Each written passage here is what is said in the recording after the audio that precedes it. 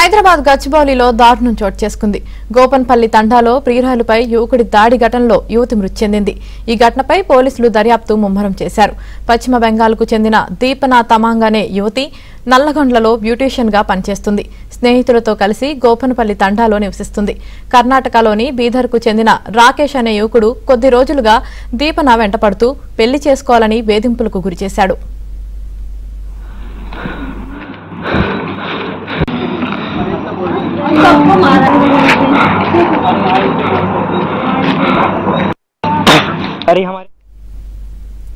తనను దూరం పెట్టడంతో దీపనపై కోపం పెంచుకున్న రాకేష్ ఆమె ఇంటికి వెళ్లి కత్తితో దాడి చేశాడు. అడ్డుకునేందుకు యత్నించిన స్నేహితులపై కూడా దాడికి పాల్పడ్డాడు. రాకేష్ దాడిలో దీపన అక్కడికక్కడే మృతి చెందగా ముగ్గురు స్నేహితులు తీవ్రంగా గాయపడ్డారు. దాడి అనంతరం పరారైన రాకేష్ మోయినాబాద్ సమీపంలో విద్యుత్ స్తంభం ఎక్కి కరెంటు తీగలు పట్టుకుని ఆత్మహత్య యత్నం చేశాడు. అతన్ని స్థానికులు ఆసుపత్రికి తరలించారు. ఈ ఘటనపై పోలీసులు కేసు నమోదు చేసి దర్యాప్తు చేస్తున్నారు.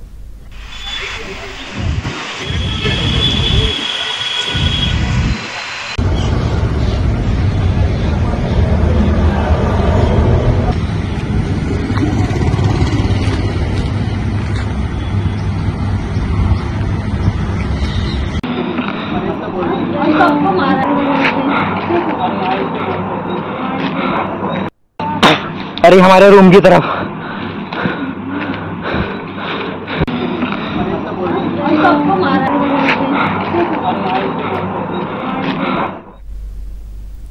ఇదే విషయానికి సంబంధించి మరింత సమాచారం మా ప్రతినిధి శశి అందిస్తారు.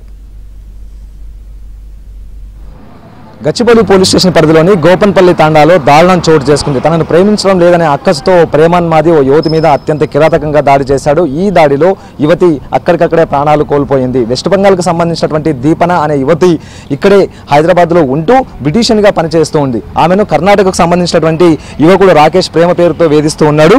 గత కొంతకాలంగా తనను ప్రేమించాలంటూ కూడా రాకేష్ ఇటు దీపనను వేధింపులకు గురి చేసినట్టుగా తెలుస్తోంది.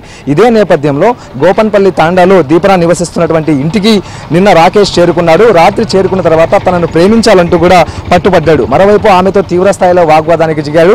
ఆ వాగ్వాదం కాస్త ఆవేశంతో తన పక్కన ఉండేటటువంటి కత్తిని తీసుకుని, కూరగాయలు కోసేటటువంటి కత్తిని తీసుకుని విచక్షణ రహితంగా దీపన మీద అత్యంత కిరాతకంగా దాడికి పాల్పడ్డాడు. దీంతో దీపన శరీర భాగాల మీద ఎక్కడ పడితే అక్కడ గాయాలయ్యాయి. అనంతరం ఆమె ఇటు రాకేష్ నుంచి తప్పించుకుని రోడ్డు మీదకి పరుగులు తీసింది. రోడ్డు మీదకి పరుగులు తీసినటువంటి అనంతరం తాను నివసిస్తున్నటువంటి ఇంటి నుంచి సుమారుగా 200 మీటర్ల దూరం వరకు కూడా అదే రక్తపు గాయాలతో పరిగెత్తింది. అనంతరం ప్రస్తుతం నేను చూపిస్తున్నటువంటి ఇదే ప్రాంతానికి వచ్చి దీపన కుప్పకూలిపోయింది. అప్పటికే తీవ్రమైనటువంటి గాయాలు కావడం, తీవ్రమైనటువంటి రక్తస్రావం కావడంతో ఇక్కడే ఆమె మరణించినటువంటి సందర్భం అయితే ఉంది. మరోవైపు ఇటు రాకేష్ ఆమె మీద దాడి చేసేటటువంటి ప్రయత్నం చేస్తూ ఉన్నప్పుడు దీపనతో ఉండేటటువంటి స్నేహితులు కూడా అడ్డుకునేటటువంటి ప్రయత్నం చేశారు. అయినప్పటికీ కూడాను పట్టు విడవకుండా రాకేష్ అత్యంత కిరాతకంగా ఆమె మీద హత్యాయత్నానికి పాల్పడ్డాడు. అనంతరం రాకేష్ ఆ ముగ్గురు స్నేహితుల మీద, అడ్డుకోవడానికి ప్రయత్నించినటువంటి ముగ్గురు స్నేహితుల మీద కూడాను దాడికి తెగబడ్డాడు. వారికి కూడాను గాయాలైనట్టుగా తెలుస్తోంది. ఇటు దీపనతో పాటు దీపన స్నేహితులు కూడా ఇందులో గాయపడినట్టుగా తెలుస్తుంది. అనంతరం ఇక పోలీసులు తనను పట్టుకుంటారు, తనకు ఇబ్బంది కలుగుతుందేమన్న భావన నేపథ్యంలో ఇక్కడి నుంచి రాకేష్ మొయినాబాద్ సమీపంలోని కనకమామిడికి వెళ్ళాడు. అక్కడే కరెంటు పోలుకు సంబంధించినటువంటి తీగలు పట్టుకుని ఆత్మహత్య యత్నానికి పాల్పడ్డాడు. ఒక్కసారిగా కరెంటు పోలుకు సంబంధించినటువంటి తీగలు పట్టుకోవడంతో ఆయన విద్యుదాఘాతానికి గురయ్యాడు. అనంతరం అతని బాడీ కూడాను సుమారుగా 60% వరకు కాలిన గాయాలైనట్టుగా తెలుస్తోంది. అయితే ఈ ప్రమాదానికి సంబంధించి కూడా మనతో మాట్లాడడానికి దీపన ఉండేటటువంటి ఇంటి ఓనర్ ఉన్నారు. ఒకసారి మాట్లాడదాం. అసలు దీపన మీ ఇంట్లో ఎన్ని రోజులుగా ఉంటూ ఉన్నారు? ఇప్పుడు 5వ నెల నడుస్తుందండి. వాళ్ళు ఉండి వాళ్ళు ఏప్రిల్ 14కి వాళ్ళ ఓనర్ వచ్చి మాట్లాడిపోయిన, వాళ్ళు పనిచేసే ఓనర్ వచ్చి 14కి మాట్లాడారు. 15 నుంచి వాళ్ళు వస్తున్నారు. వాళ్ళు 15 నుంచి ఇప్పుడు నిన్నటి వరకు ఉన్నారు. వాళ్ళు అసలు ఏం జరిగింది నిన్న? ఆ సమయంలో మీరు ఇంట్లో ఉన్నారా? అసలు ఏం జరిగింది నిన్న రాత్రి? ఆ సమయంలో ఇంట్లో మేము అంటే మాకు కొంచెం ఫంక్షన్ ఉండి ఆ ఫంక్షన్కి పోయి వచ్చినప్పుడు మాకు 9:20, 9:30 అయింది. రాగానే ఆ ఫంక్షన్ నుంచి వచ్చి మేము ఇంట్లో వచ్చి పండుకున్నాము. మాకు తెలియదు అది. సరే అని చెప్పేసి 3:30కి వచ్చి పోలీసు వాళ్ళు వచ్చి మాకు ఏం చేశారంటే బెల్ కొట్టి పిలిచారు. అంటే ఇట్లా మీ రూమ్లోకి రెంట్కున్న అమ్మాయికి ఇలా అయిపోయింది, చనిపోయారండి, మీకు తెలుసా అంటే మాకు తెలియదు సార్, ఇప్పుడు మీకు చెప్తే తెలుస్తుంది అని చెప్పారు. ఏం చెప్పారు? స్థానికులైనా కూడా చూసినా అసలు ఏం చెప్పారు మీకు? అసలు దేని గురించి? అమ్మాయిని కత్తితో పొడిచే అంశం గురించి. మాకు అట్లా చనిపోయారని చెప్పి ఇట్లా అని చెప్పేసి 4 ఉన్నారు. వాళ్ళు అమ్మాయిలు నలుగురికి దెబ్బలు తాకినాయని చెప్పారు. ఎప్పుడన్నా ఈ చంపినటువంటి వ్యక్తి రాకేష్ అనే వ్యక్తి ఇటువైపు రావడం కానీ లేకపోతే గతంలో ఇలాంటి గొడవలు ఏమైనా చోటు చేసుకోవడం కానీ ఏమైనా జరిగాయి?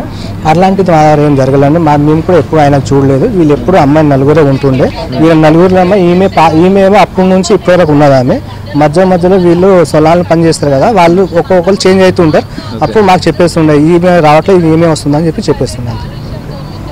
ఇది మొత్తానికి నిన్న రాత్రి ఈ ఘటన చోటు చేసుకున్నట్టుగా తెలుస్తోంది. అనంతరం తనను పోలీసులు పట్టుకుంటారేమన్న భయం నేపథ్యంలో ఇటు రాకేష్ కూడా ఆత్మహత్య యత్నానికి పాల్పడ్డాడు. ప్రస్తుతం 60% కాలిన గాయాలతో రాకేష్ కూడాను ఆసుపత్రిలో చికిత్స పొందుతున్నాడు. కర్ణాటకలోని బీదర్ ప్రాంతానికి సంబంధించినటువంటి రాకేష్ ఇక్కడ ఎలక్ట్రీషియన్గా విధులు నిర్వహిస్తూ ఉన్నాడు. అనంతరం పరిచయమైనటువంటి దీపన యువతిని ప్రేమ పేరుతో వేధించాడు. ఆమె ఒప్పుకోకపోవడంతోనే ఇంతటి దారుణానికి ఒడిగట్టినట్టుగా తెలుస్తోంది. కెమెరా పర్సన్ రాజుతో కలిసి శశి, గోపన్పల్లి.